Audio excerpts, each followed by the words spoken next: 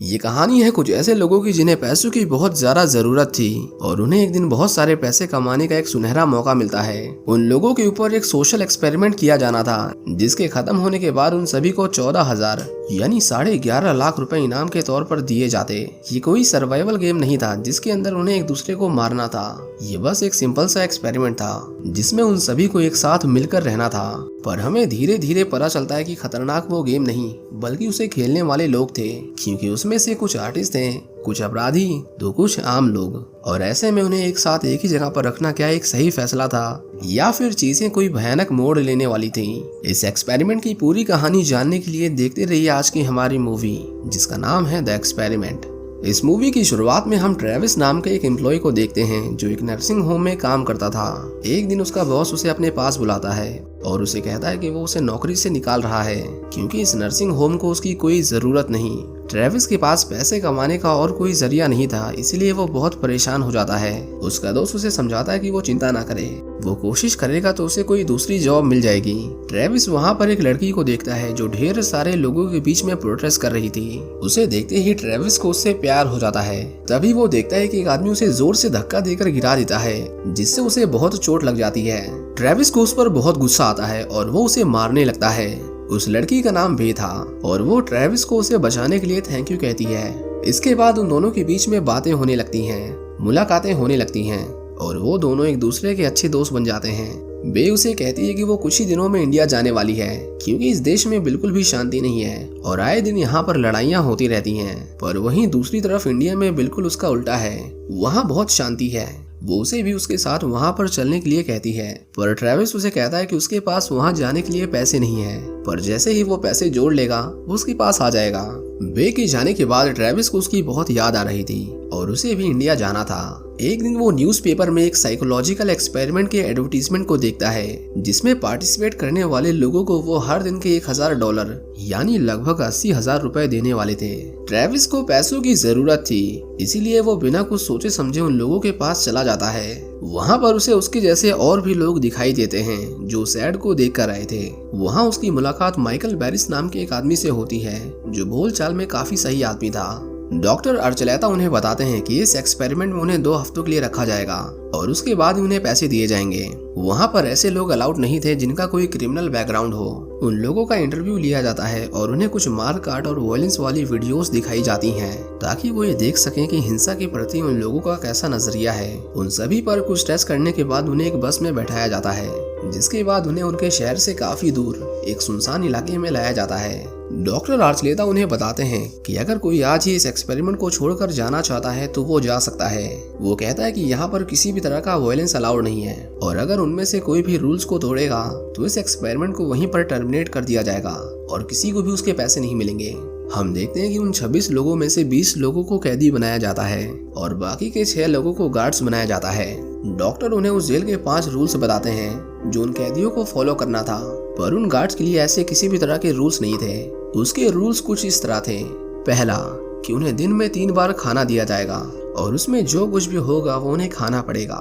दूसरा, कि उन्हें इस जेल में ही रहना होगा, वो बाहर नहीं जा सकते। तीसरा, कि वो उन गार्ड्स से बात नहीं कर सकते। चौथा, कि वो उन्हें छू भी नहीं सकते जब तक वो ना चाहें। और पांचवा, कि उन्हें दिन में 30 मिनट का समय दिया जाएगा एक दूसरे से बात करने के लिए।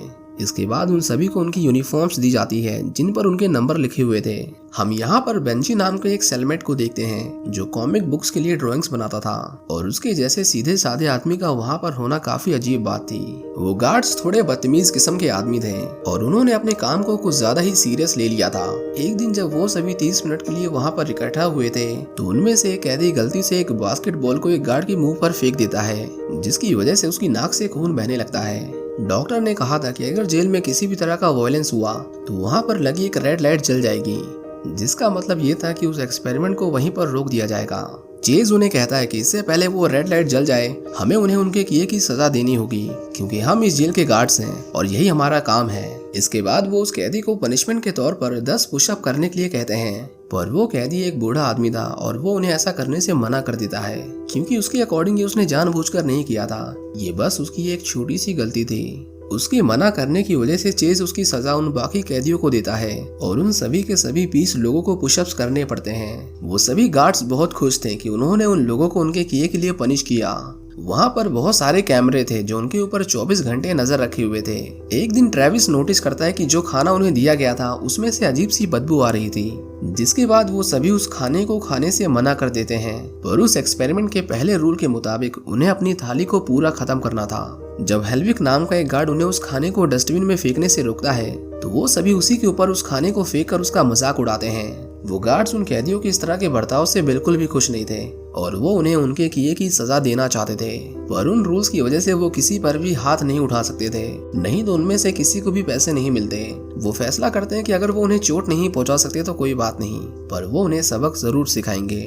दूसरी ओर ट्रेविस देखता है कि बेंजी की हालत खराब हो रही थी क्योंकि उसे लो शुगर की बीमारी थी और ऊपर से उसने कुछ खाया भी नहीं था। तो हम देखते हैं कि वो गार्ड्स उन सभी पर फायर एक्सटिंग्विशर से हमला करते हैं और उनके हाथों को जेल की दीवारों से बांध देते हैं। माइकल जो इतने समय से सभी से अच्छे से पेश आ रहा था, यहाँ हमें उसका एक बिल्कुल ही अलग रूप देखने को मिलता है। वो उन्हें धमकी देता है कि आज जो उन लोगों ने किया वैसा दोबारा नहीं होना चाहिए, क्योंकि वो इस जगह का इंचार्ज है और उसका काम है रूल्स को फॉलो करना और उन्हें रूल्स को फॉलो कराना। ट्रेविस को छोड़कर सभी उससे डर गए थे।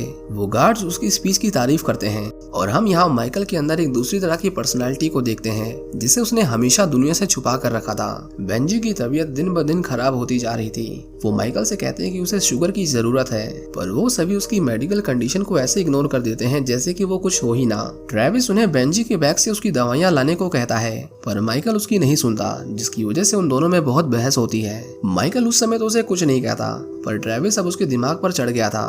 उसे लगता था कि उन सभी कैदियों में से सिर्फ वही है जो उससे डरता नहीं, इसीलिए वो उसे सबक सिखाने के लिए वो उसे पकड़कर एक कुर्सी से बांध देते हैं। माइकल उसके सभी बालों को काट देता है और वो उसे टॉर्चर करते हैं और फिर भी जब माइकल का मन नहीं भरता तो वो उसके ऊपर पेशाब करने लगता है। इसके बाद उसे उसके सेल में दोबारा से भेज दिया जाता है। सभी कैदी उसे देख रहे थे और ट्रेविस इस इंसल्ट की वजह से बुरी तरह से सहम गया था। उसे डॉक्टर की वो बात याद आती है जब उन्होंने उससे पूछा था कि अगर कोई उसके करीबी के साथ हिंसा करे, जैसे कि रेप या मर्डर, लेकिन तुम्हारा कानून उसे उसके किए की सजा ना दे और वो तुम्हारे सामने बेफिक्र घूमे, तो तुम उसके साथ क्या करोगे? इस सवाल का जवाब ट्रेविस के पास ना तो उस समय था और ना ही आज है, जबकि उसके साथ उन लोगों ने इतना बुरा किया था।